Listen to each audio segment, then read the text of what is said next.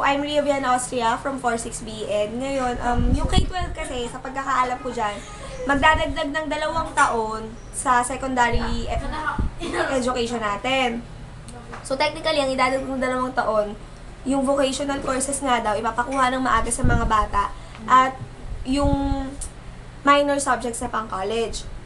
So, ngayon, kung agree ako or disagree, agree naman ako sa kanya. Kaya lang kasi, ang nagiging problema natin, kulang pa.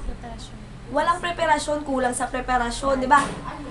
Kulang sa budget. Ano pang dinadahilan nila kung ba't kulang sa budget? Kasi po, may mga nagreklamo, kulang naman sa budget, walang budget ang kinder. Actually, nang ipatupad ang Universal Kindergarten na unang step ng K-12, walang budget. Nang hingi ang ACT ng budget, ang sinasabi ng Malacanang, hindi pa yan napapasa sa Kongreso, kaya hindi yan bibigyan ng budget.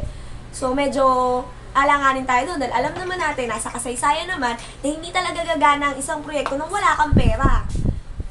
Tapos,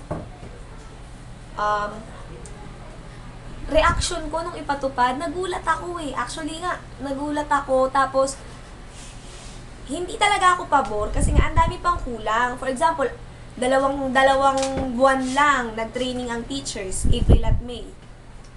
4 na taon po natin kinukuha yung course ng education. Tapos yung K-12, 2 buwan mo lang pag-aaralan ng curriculum na yan. Laking kalokohan pa rin naman. Ang 4, Education system. kung anong magiging epekto niya sa educational Makakatulong system. ba siya? Makakatulong. Alam niyo kasi nasa official gazette naman ng Malacanang yun eh. Doon sinabi nila yun kasi report ko siya before. Mismong sila nagsabi na hindi naman talaga magiging basehan ng pagkakaroon ng kalidad ng edukasyon ang dagdag na 2 taon lang. Sa kanila na mismo nanggaling eh. Bakit pa sila nagdagdag? Technically, lalo na nagdagdag sila ng 2 taon, kulang-kulang. Anong kalidad ang idadagdag dun? Wala din. Pang-5, epekto ng K-12. Tignan natin. Sige, bigyan natin ng chance. Masasabi lang, bigyan daw natin ng chance. Pero kung ako ang tatanungin, sa tingin ko, hindi magiging maganda yung epekto. Kasi for example, dinagdagan mo ng 2 taon, di ba? Vocational courses. Tapos, may certificate. Naalala ko, bibigyan ka ng certificate, so pwede kang magtrabaho. Pwede kang pumasok sa kontrata. So, 2 ang mangyayari dyan.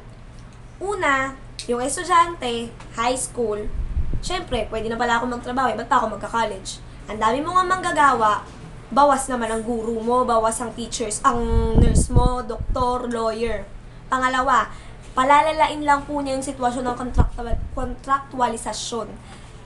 Siyempre, malawak pa rin yun. Pero kasi pag contractualization, wala kang definite na trabaho. So, anong binibigay nila? Walang definite na trabaho ang mga Pilipino. Di mas lalo lang maghihirap po. Yun lang.